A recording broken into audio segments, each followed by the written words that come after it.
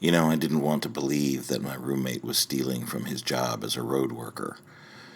But when I got home the other night, all the signs were there.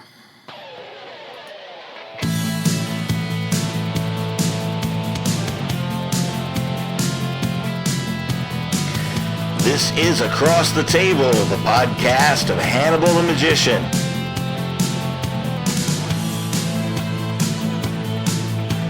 I cannot stress to you enough how absolutely lucky and fortunate I am to be able to do what I do, to make my living, to live my life. But I'm going to do it anyway. There's nothing like chasing your curiosity, chasing your dreams, right down to the point where you are living, breathing, bleeding art, or your heart into the world. I'm very lucky. I worked very hard, and sometimes I am just overwhelmed with the gratitude for what I do have in my life. I have no room to complain, but I still do it anyway. And but this week showed me that it's just the gift is overwhelming. It's totally. I'm going to use overwhelming a lot apparently. But hi, welcome to Across the Table. I just finished up a week of performing at the House of Cards in Nashville, Tennessee, which is a magic venue right in the heart of Nashville.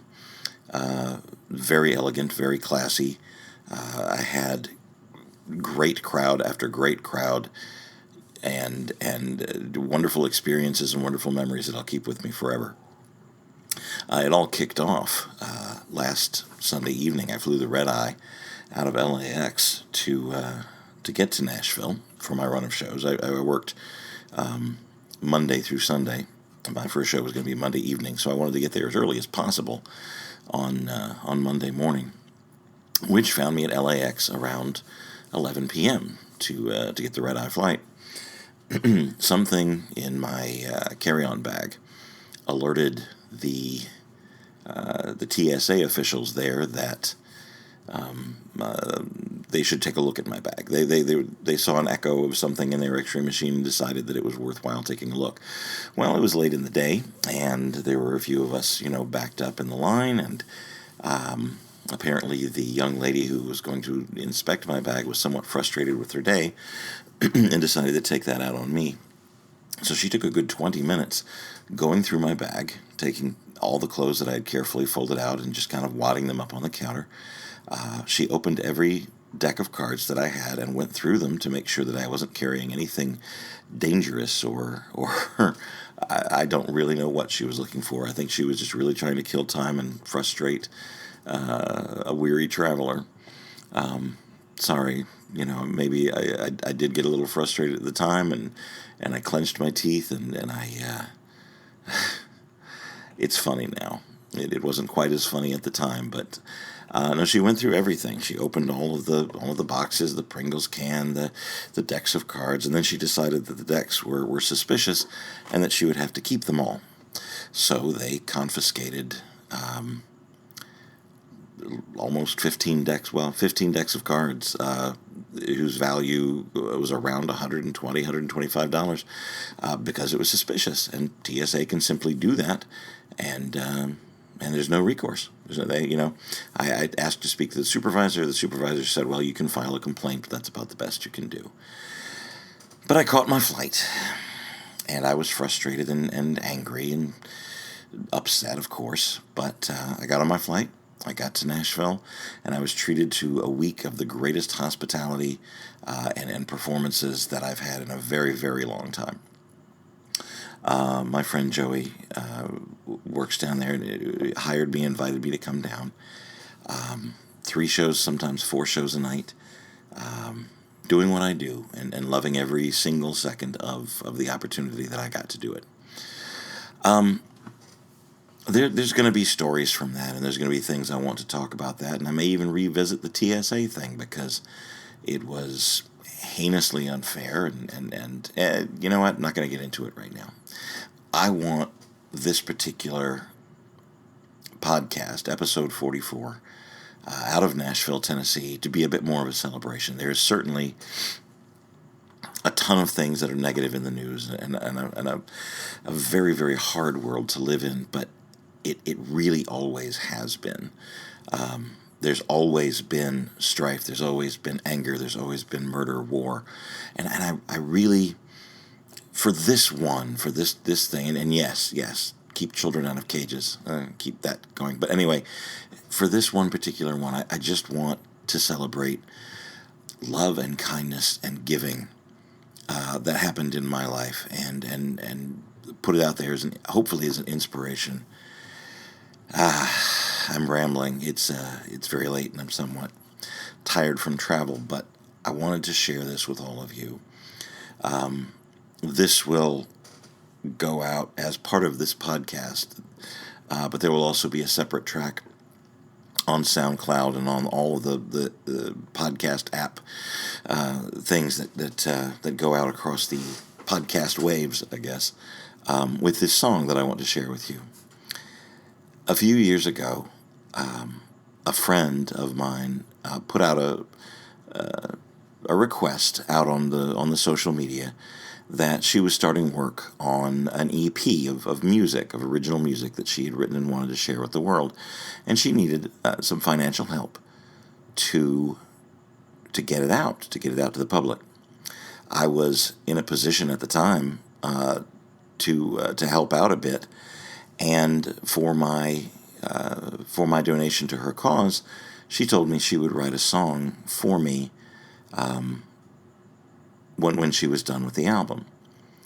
And I first heard it, I guess, almost 2 years ago, her first draft, her first incarnation of the song that she wrote, and I was absolutely moved to tears. She reached into what she saw about me and the beauty that she saw about the things that I was producing, and she created this lovely work of art that I was just immediately enamored of.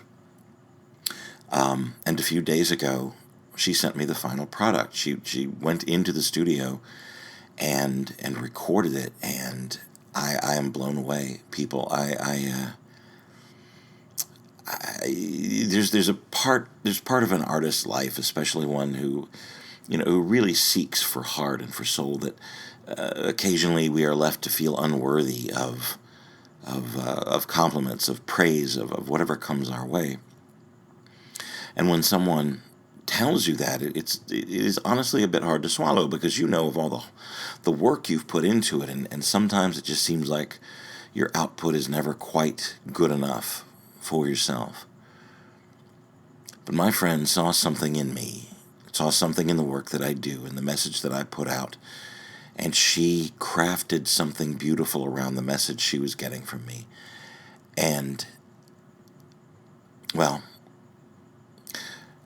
her name is Selwa Luke. You can find her other work at selwaluke.com, SELWALUKE.com. There will be a link both here and when I put the song up solo. I want to play it for you right here. I've made a video montage that is also available on my channel on YouTube of just a bunch of friends that have been there, that have kind of had my back, that have helped me through the tough times, and honestly, or people that were just in shows and enjoying what I had to offer. And I put that behind her music as a thank you for her, for you, for all of those things. I often say in my work that I have no choice but to do what I do. This gift was put into my hands, and once I committed to following the gift, there simply wasn't any other direction to go. And it led me to some very hard times. It led me to some very big strife. It led me to some pain, because that's the way life is, boys and girls. But I spent a week, I spent 7 days in Nashville, just under the Johnny Cash Museum, making art and doing card tricks, and watching people laugh and cry and jump to their feet in exuberance, just I'm a very lucky man. And I want to thank Selwa especially for reminding me of that. The song is called Love is Everything.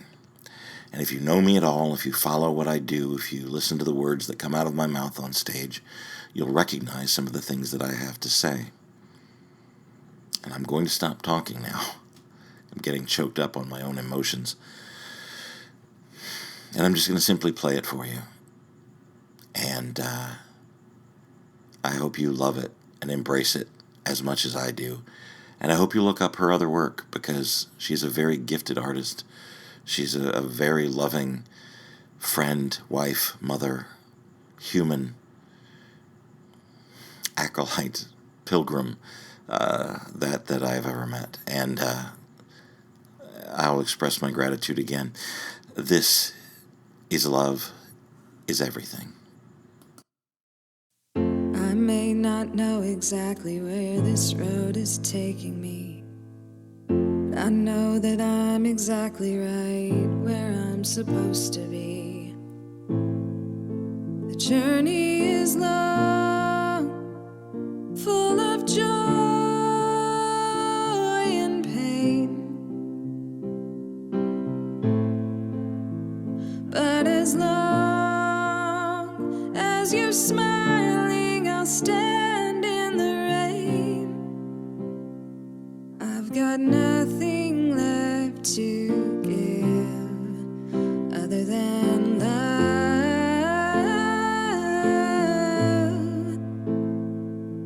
But the funny thing about that is, love is everything. I hope there is love where you are.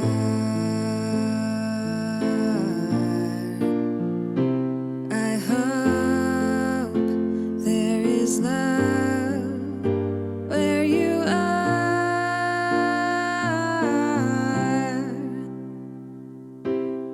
I may be a liar full of tricks, but if you'd open up your eyes, you would see nothing but the truth behind all of my lies. I broke every rule, and I bore every boulder, and I carried the weight of the world on my shoulders, and I've got nothing left to give other than love.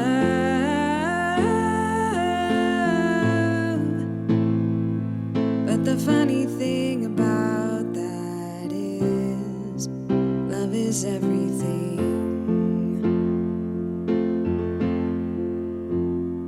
I hope there is love where you are.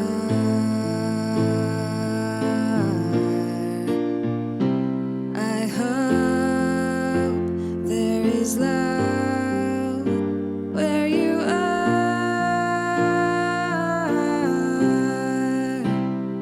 I hope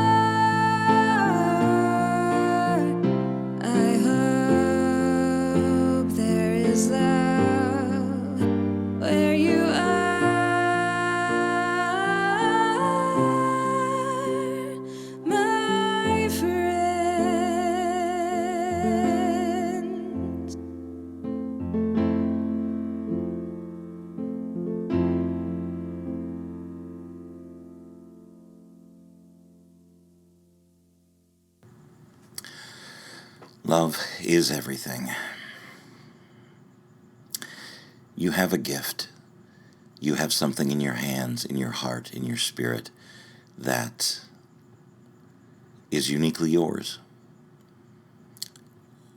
Whatever it is you believe, whether you believe you were gifted it from a creator, from the God that you worship, from if it's just in your DNA, if it is just something that infected your brain and your hands and your heart when you were young, and you found something that you loved and that you were curious about, and you went out and chased it down and made it yours. Or if it's just been subtle, if it's just the way you bake things for people that are hurting or could use a smile, if you are the kind of person that your friends can lean on or can talk to, if you do card tricks, if you play a musical instrument, if you're just a decent, good human being, if you just love kittens. You're unique, you're special, you're one of a kind. There's far too much energy that goes into the negative things in the world, and the hatred and the calling out and the pulling down and the punching down and everything else. And sometimes it's very necessary for good people, for good-hearted people to stand up for what is right. And to fight as hard as they can for the good and the right and the love and the light in the world. But it is equally as vital as important to do a simple act of kindness, to call a friend, to send a text, to let someone know that they are valuable to you, that they are important and that they are loved. Life is criminally short. Criminally short. And it could end at any moment. It's always been that way. There's always been something. There is danger. It's the way of the world. It's the circle of life. It's all the cliches. It's all the things that are just absolutely true.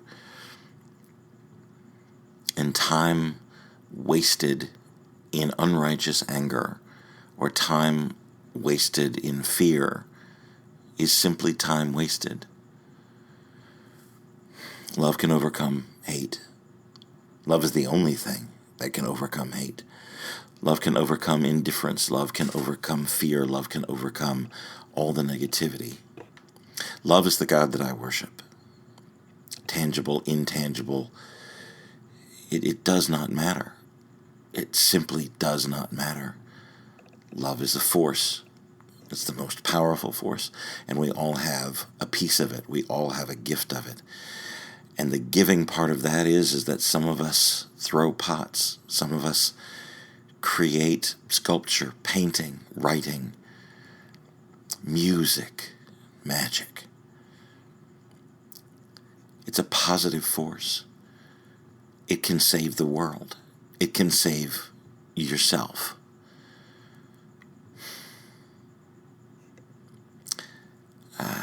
I'm rambling. I do that. I kind of think maybe that's why some of you tune in the first place, just to hear where I ramble off to. But look, there's so much beauty.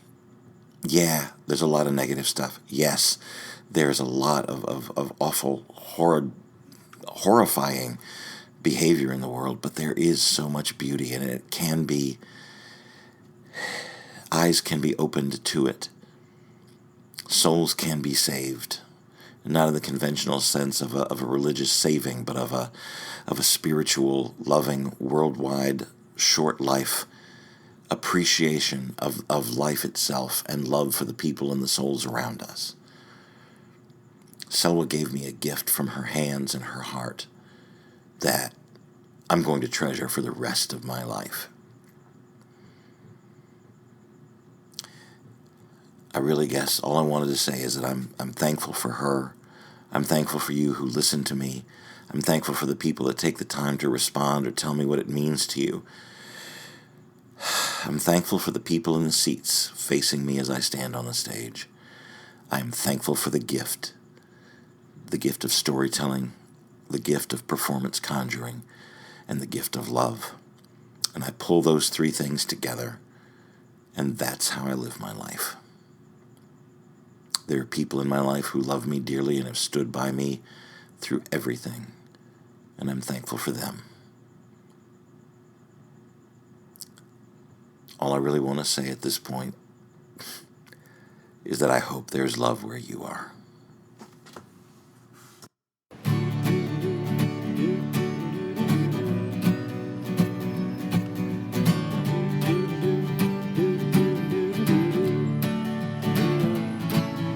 Sitting on the corner, staring down the street, whoa,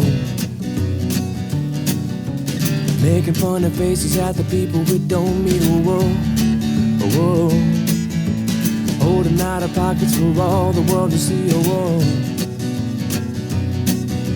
singing our old songs, busking you and me, whoa, whoa, whoa. It's funny how they always seem to wanna get away from you. Just throw a little money and say, hey man, now do just what you do. You sing a little anthem and answer, hey man, I am. Just a little more dough and I'll show you where I stand. And that's the plan, ain't life grand? Raking in the quarters, nickels, and the dimes of woe. Just breathing and dreaming and passing by the time of woe. Whoa. Thinking of the past and what we live for, then whoa. And where we're living now, our worries in the winter, whoa. Whoa. Whoa. It's funny how she always seems to wanna get away from you. She calls you honey in the jar, but when she's out, you're glue.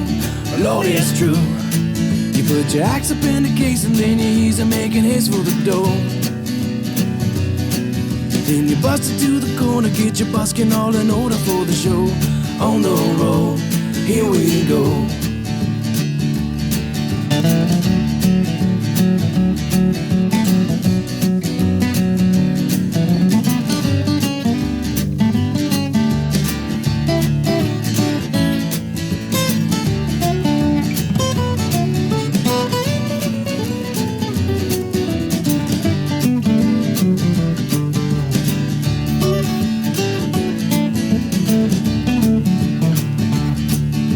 Stealing time from boredom, busk away the day, whoa.